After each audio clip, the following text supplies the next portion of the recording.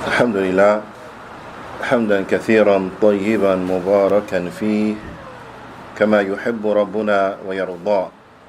أشهد أن لا إله إلا الله وحده لا شريك له وأشهد أن محمدا عبده ورسوله الناصح الأمين. اللهم صل على نبينا محمد وعلى آله وصحبه أجمعين ومن تمسك بسنته إلى يوم الدين.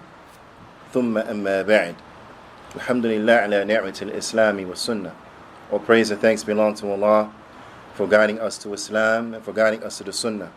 Alhamdulillah, Allah subhanahu wa ta'ala, He has sent down unto us a deen that is in the middle way. And we have guidance inside of the deen for every aspect of our lives. Wallah alhamd. This is a ni'mah from Allah subhanahu wa ta'ala. Bila shak wa bila rayb. Undoubtedly, this is a bounty from Allah subhanahu wa ta'ala that He has blessed us with the likes of this deen.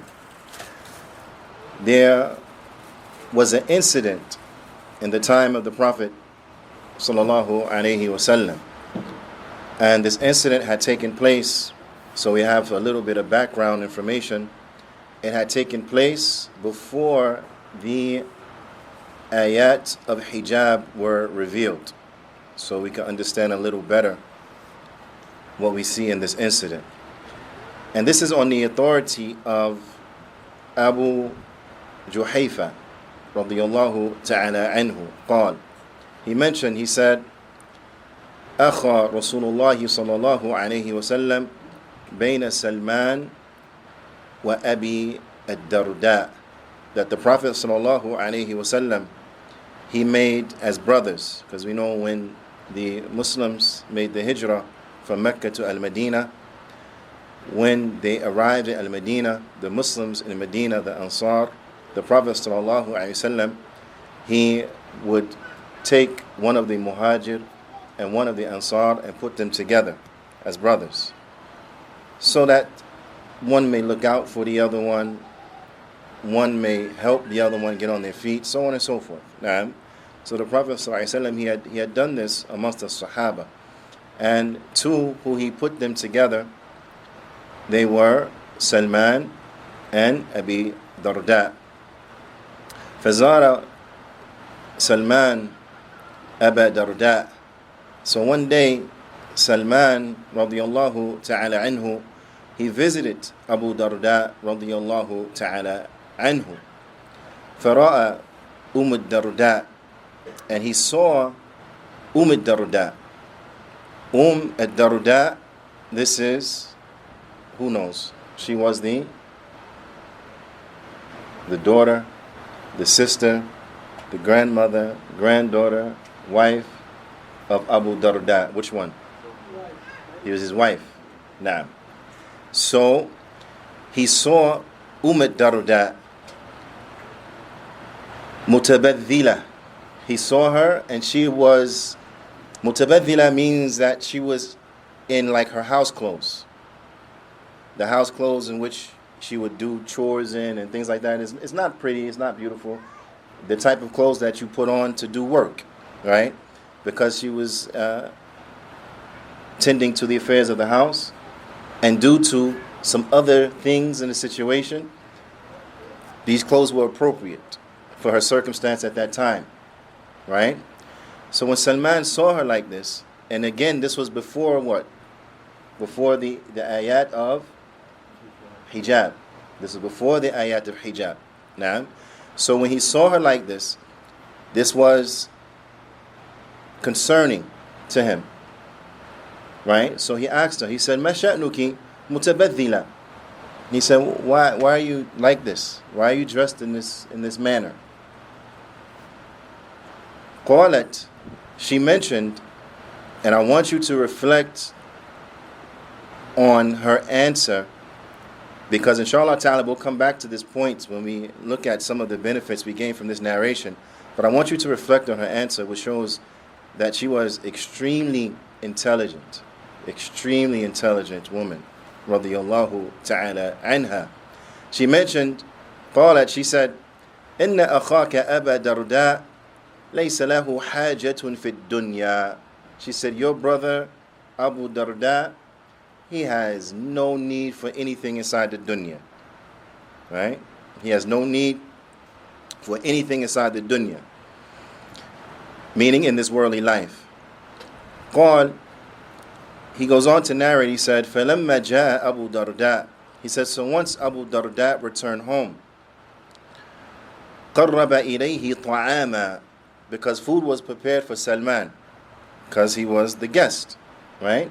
So, from the outstanding manners that the Muslims are to have is that when you have guests, you prepare something for them, whether that be some food, right?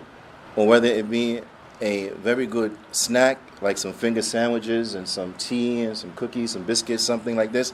But when you have a guest at your home, you should give them something. You should serve them with some food and some drink, some fruit, right? If you have some fruit, whatever the case is, but you should show them this hospitality. This is from the ways of the Muslims. Now, this is from our ways. Not like the ways of the kuffar, because the kuffar, they're very stingy. They will eat in front of you, and they won't even offer you anything. Now, they will eat in front of you and tell you, wait right there, wait till I'm finished, and when I'm finished, we can go. Won't even offer you anything to drink. This is bad adab. The Muslims, not only do, if we're eating, we have a plate brought for whoever it is there, or we eat from the same dish, but even if we're not eating, we present them something. And you don't ask them. You don't ask them, what would you like? You don't ask them, tea or coffee. You don't ask them. If tea and coffee are an option, then you bring both, and you let them choose. You don't ask them water or juice. You bring the water and the juice. You bring what you have and you present it. And once they have given an indication of what they want, then you serve them. Then you pour out the water, you pour out the juice, and you hand them the cup. This is from the good adab that the Muslims are to have. And not just amongst ourselves, but even when you have non-Muslims come to your house, family members, whoever they may be, you show them this good adab. You show them this good adab, and you make known to them, you make it clear to them, this is what my deen teaches me. This is how we are to be. Right? Okay. So food was made. Food was made. So when Abu Darda came, Salman, he said unto him, فَقَالَ كُلْ. He told him, eat. Eat.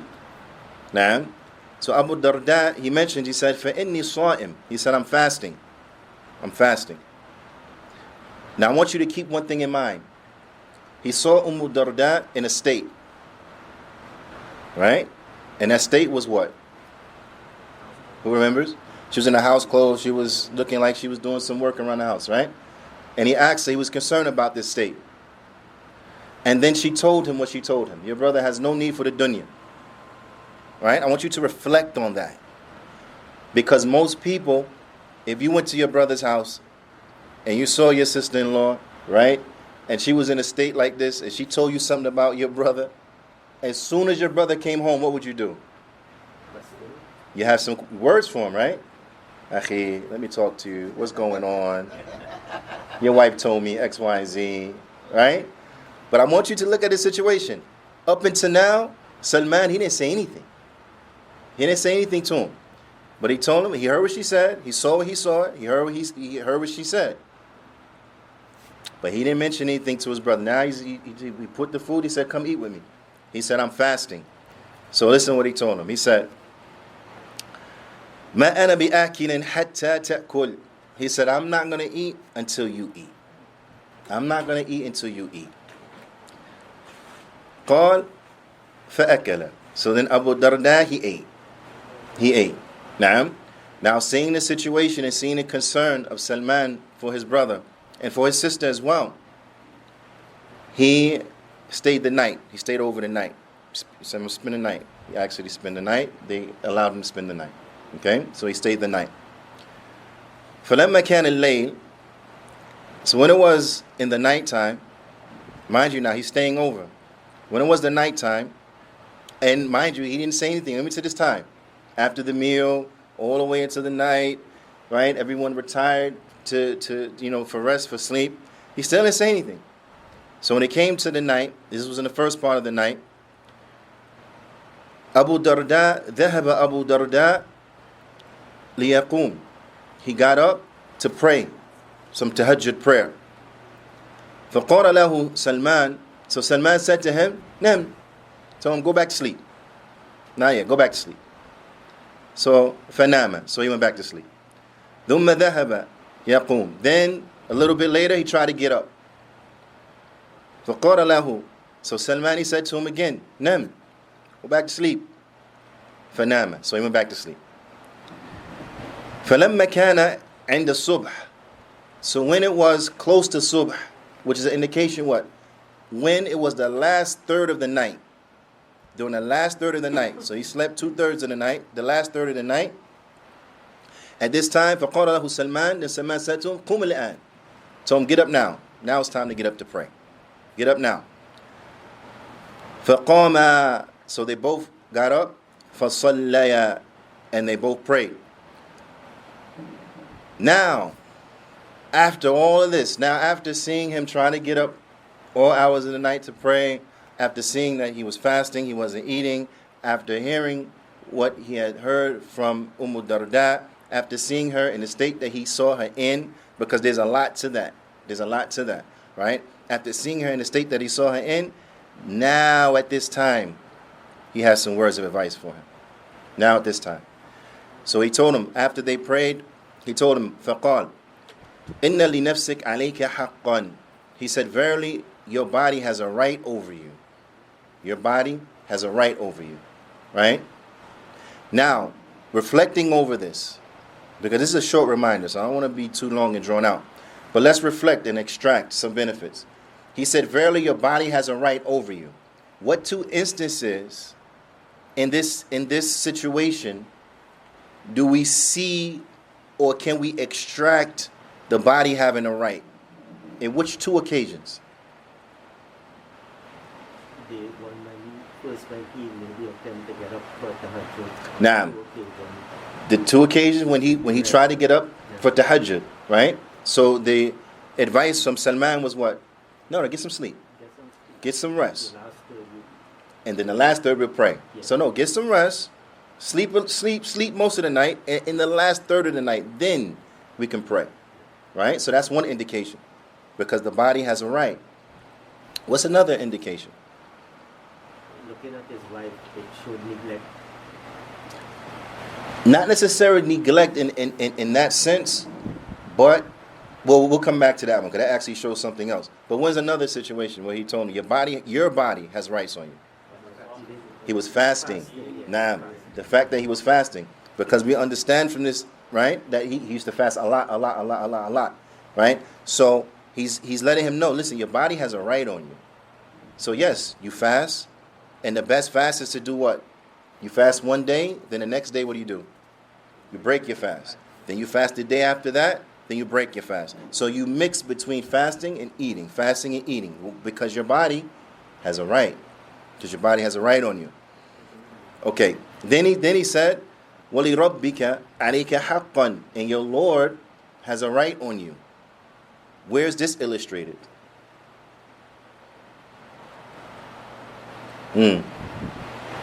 Where in this exchange did they establish the right of Allah subhanahu wa ta'ala? Huh? Now, when he got up and they prayed in the last third of the night, now they established the right of Allah subhanahu wa ta'ala. Right? Okay, so already we see from this, you could establish the right of Allah subhanahu wa ta'ala, and that is not going to be at the detriment of you establishing the rights of your body upon you. You can establish them both. One does not negate the other. You can have them both together. Okay? And then he said, وَلِضَيْفِكَ عَلَيْكَ حَقًّا. And your guest has on you a right. Your guest has on you a right. You have to give your guests their rights. Now, what's an indication from this exchange where the guest insisted upon receiving his right to eat with him? Now, because as a guest, you feel funny if you're eating by yourself and the person serving you is just sitting there. You feel more comfortable if you eat together. It's more pleasant of a visit if we eat together, right? So he established that like this as well. And your guest has on you a right. وَأَنَّ لِأَهْلِكَ. And look what he said for last. Look what he said for last. He said, وَأَنَّ لِأَهْلِكَ عَلَيْكَ حَقًّا. He said, and your family has a right on you. Your family has a right on you. Now, family meaning here who? Darda. Darda, she has a right. You have to give her her rights. Because what about her situation, her being dressed in her house clothes, is an indication that not all of her rights were being fulfilled. Huh? No, not clothing. Because here's the thing. She had nice clothes. She had nice clothes. But she didn't put them on. Huh? Hey, you are now. I'm not going to tell his answer. I'm not letting y'all slide like that.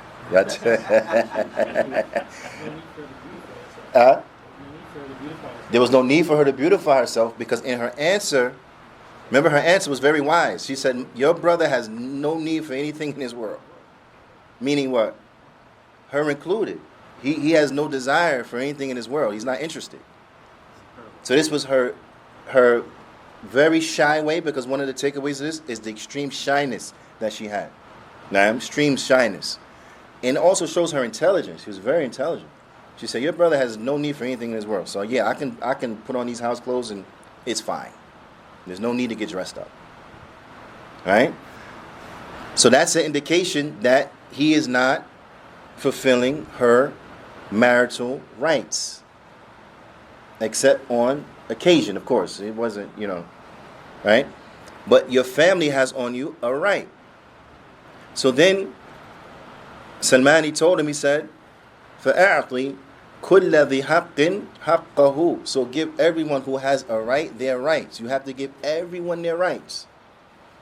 You could fast, but also make sure you eat. You could stand and pray, but also make sure you sleep. You could devote many hours of worship to Allah subhanahu wa ta'ala, but make sure your family is also receiving their rights and that you're making them happy and the like. Now, what happened was, because see, the Sahaba, they were as such as that they did not try to figure things out and make things up as they went along. Right?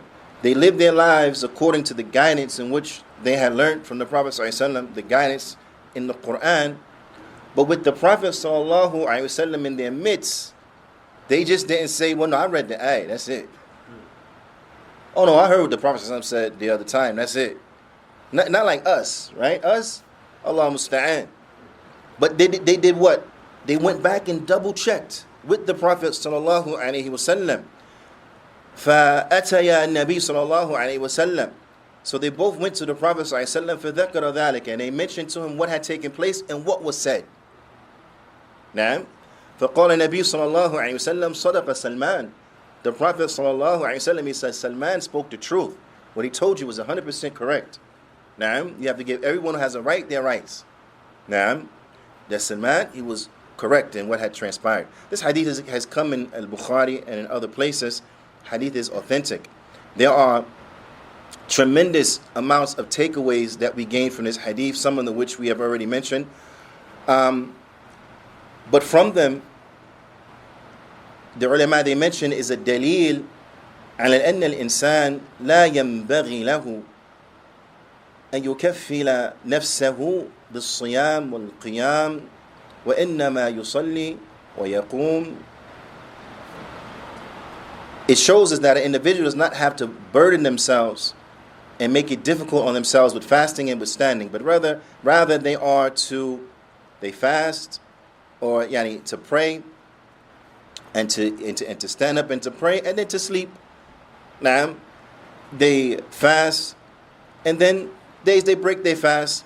ويقوم على وجه يحصل به الخير, that they will do their acts of worship in a manner in which they're able to attain what is good, وَيَزُولُ بِهِ التَّعَبُ وَالْمَشَقَّةِ, but also in a manner in which they do not overtire themselves and do not make things extremely difficult upon themselves. So you could worship and you could strive hard in your ibadah, but this does not mean you have to break yourself all the way down to where it becomes almost unbearable for you. Now, an individual, they fast, and they're so weak they can't even lift their arm, can't lift their head, and they think it's from righteousness, but no, I'm still fasting. And we see this in the voluntary fast, or at the times where you're allowed to break your fast inside of the travel, where the Prophet ﷺ, he said, لَيْسَ مِنَ الْبِرَّ الصِّيَامِ فِي السَّفَرِ, that is not from righteousness to fast during traveling. Why? Because it had become difficult. Now, so if you're traveling and you're fasting and you have fainted, or you feel like you're going to faint, and you feel so weak and this and that, it's not from righteousness to continue to fast. But at this point now, you have to break your fast. Okay? So we can worship Allah subhanahu wa ta'ala, but this is not to our detriment, because worship is never to our detriment. Worship is for our benefit. It's so that we benefit. So Allah subhanahu wa ta'ala is never going to write something on you by way in which you hurt yourself. No, everything in the deen for you is good. Now, everything in the deen for you is good. Where there's some difficulty in it, that's good, because that increases the reward. But to put upon you that which is meant to break you, Allah ta'ala never has written anything upon us that is meant to break us. Imam Ibn Qayyim, he mentions the same thing like when we get sick. When we get sick, right, we fall ill and things of this nature. Allah subhanahu wa ta'ala never puts any burden upon you, never puts you through any test, anything that requires patience. He never puts you through any circumstance like that where the intent is to break you. Never. The intent is to purify you. The intent is to raise your rank. The intent is to give you an opportunity to be patient. But it's never that which is going to break you. And thus Allah subhanahu wa ta'ala, He puts upon each and every one of us tests, trials that are conducive to us. So what I'm tested with is what I can handle. You're tested with something different. You're not tested with what I'm tested with. Although you may look and say, well, my test seems harder than yours. You may look at me and say, well, my test seems harder than yours. Yeah, because you can handle that. I can't handle that. Right? And although my test may seem easier to you, if you were put on you, you couldn't handle it. But I can handle it. Allah Ta'ala tests everyone with what they can handle. Now, He never puts on you what you can't handle. Because it's never the intent is to break you. The intent is to elevate you, and so that you may get sins removed from you, to purify you. But it's not to break you. So if this is the case as relates to tests and things that are distasteful, so of course those things that are written to be obligatory upon us, they're not meant to hurt us. They're meant to benefit us. Now, so this is very, very important. Also from this, we see the manner in which you are to speak to a woman who is not mahram for you. Now, because now, Darda, the Prophet ﷺ made them brothers, but they weren't physical blood brothers, right? So he spoke to her in a manner that was befitting. So what he had mentioned to her, why are you in this state like this? And she responded back to him, your brother has no need for anything in this world. That was it. It was to the point, very clear. And what she mentioned was to the point, very clear. They didn't go into any extra talk. They didn't go into any side talk. This has to be mentioned and like this. So it shows you the adab when you're speaking to a woman who is not mahram for you. And likewise, for a woman, when you're speaking to a man who's not mahram for you, then it shows you how you are to speak to them. And that is for a need or an advice. If you're advising someone, then you advise them. If there's a need, then you mention what needs to be mentioned, and that's it. You don't have to go beyond that. You don't go beyond that. So this is another point of benefit that we get from this narration.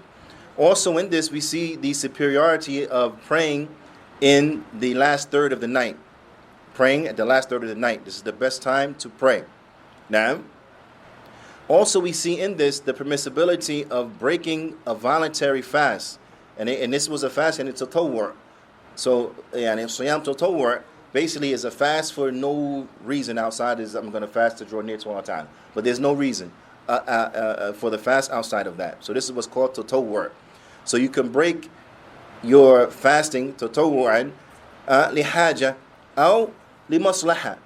You can break your fast for a need or for a benefit. Now, there's a greater benefit, then you break your fast.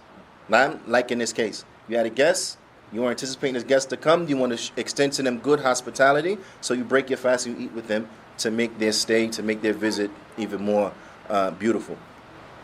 Now, also, in it, and this is for the women, now, Darda, she had an excuse because her and her husband had the understanding, you don't have to beautify yourself like this, this is how I am, so it's okay. They had the understanding, no problem, right?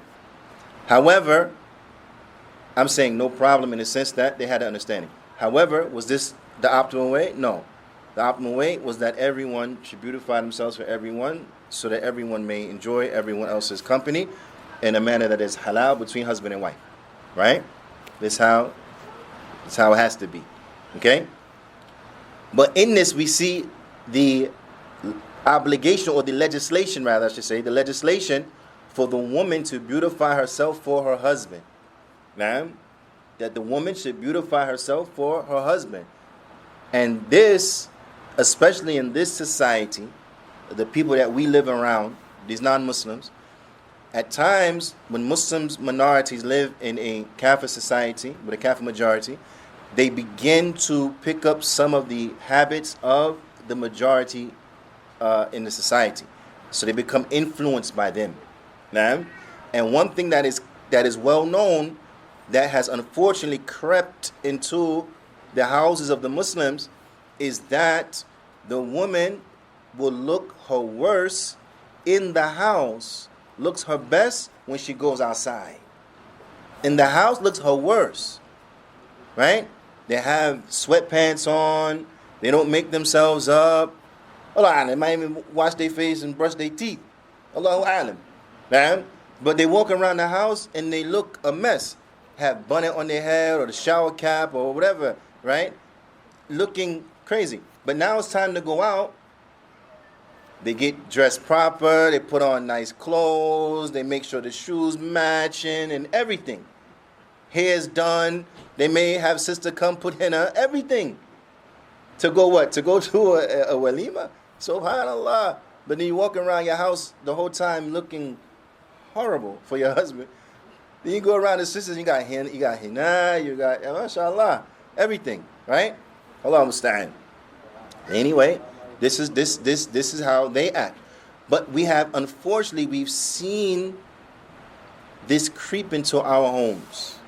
Meaning the homes of the Muslims. I'm not saying the people here. So I don't even, anybody thinking, my husband talking about me. No, I don't. Me had that problem here, inshallah. Right? But in general, we see this happening, unfortunately. Now, the reality of it is that you should always try to look your best for your husband. Now, you know what time your husband comes home. So you have all day to be in your house clothes, no problem. Before he comes home, okay, now you want to make sure you showered, you make sure you're like this. But it also on the flip side as well. The sisters, I think the sisters get the point, right? You have to beautify yourself for your husband. But also it's on the flip side as well.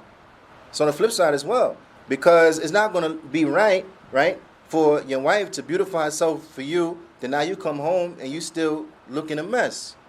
You don't rush to take a shower. SubhanAllah, the Prophet ﷺ, when he used to go home, we used to wake up, right? We used to wake up and we used to go into his house. Do you know what was the first thing, one of the things he used to do? Anyone know? He used to siwak. He used to brush his teeth to beautify his breath he's allowed to talk to his family now. Now, SubhanAllah, brothers come home after all day and everything and they don't brush their teeth. Now, they don't brush their teeth.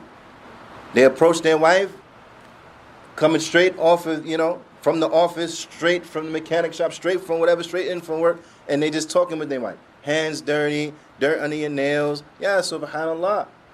This is not how it should be. But the same way you would like for her to beautify herself for you, you should beautify yourself for her. So you should make sure that now you come home and straight to the bathroom. Make sure you brush your teeth, make sure you take a shower, you put on some nice smelling oils, right? So there shouldn't be a single Muslim man, except you should have enough oils, enough things so you can smell good. Nah, nothing you can smell good. And make sure you smell good. None of that just little dab and that's it. You think that's enough. No, you should smell good for your wife. Nah, you should smell good for your wife. Your clothes should smell good. The Prophet ﷺ, he used to put oils in his hair. Your beard should be combed. It should be groomed. Your skin should be lotioned. Don't walk around looking ashy and with chapped lips. This is not good. It's not good. The same way you don't want your wife like that. How are you going to be like that? You think you don't want to touch her? She looking like that. You think she want to touch you? Yeah, subhanAllah. Your hands feel like sandpaper. You think she want to touch you? I'm being honest, right? Do you think? No, not at all. The same way you want her to look good for you, you have to look good for her. Now, it's not for her to do jumping jacks and all this type of stuff to make sure she's in shape because she had a few children, but then now you can become whatever. No, you need to make sure that you are keeping yourself in good physical health as well. Now, because it's important that we take care of ourselves, that we eat right. It's very important. It's very important that we eat right, healthy, good stuff. Not saying you can't have snacks and you can't. No, you can. But to make sure that you're eating a healthy diet. It's very important. To make sure that you're exercising. To make sure that you're doing what you can do from exercise. So if that means walking, if that's jogging, whatever the case is, that you're staying in some kind of shape for your wife and a wife for the husband and so on and so forth. Why? Because what has a right on you? Huh? Your family now, and your body has a right on you. Your body has a right. All of this is in line. Now, Shaykh al-Islam Taymiyyah, he used to sprint, not even run. He used to sprint back and forth, back and forth. He would sprint, and they said, "What are you doing this for? Why are you just running around like this?" And he would say, "To keep myself in good shape, so that if ever the time should arise where the call is made to struggle in the way of Allah subhanahu wa ta'ala, I'm physically ready." So he would do this. Now, so jogging, running, bicycling, whatever the case is, to stay in good shape. This is good. This is good, and we should be employing these things. So likewise, and why it came to mind to mention this here today is because when we have the likes of these free clinics for the community, now, then no doubt this is for the community. But when we say community, we don't mean the surrounding community first. No, we mean us first. And then whoever else wants to come in, yes, you too, is for everybody. But if it's for you, then definitely it's for me. Right? When I'm saying like that, if it's for any Jew, Christian, Buddhist, Hindu, whoever off the street, then of course it's for the Muslims. First and foremost. Are people uncomfortable I say that?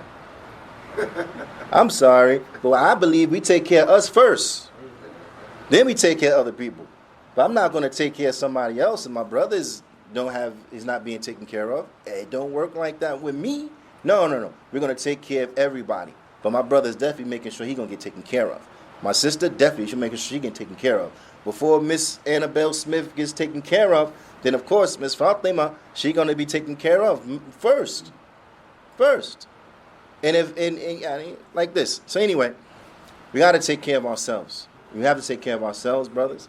And a part of that is that we have to make sure that we're getting our screenings, our annual checkups, because it's very important. It's very important. The earlier you can detect the problem, the quicker you could start trying to treat it, inshallah ta'ala. Now, because this is what we're commanded to do. The Prophet ﷺ said, take medicine. We have to take medicine. This is from our deen. We take medicine. Now, of course, we all know there's going to come a day that ailment is not going to go nowhere. You're going to die. Everyone has to die from something. Now, but before that point, we have not been commanded to just don't care about nothing. Because our body has a right. So you have to eat good. You have to stay in good shape. Does that mean you're going to live longer? No, you're going to live exactly as long as you're supposed to live.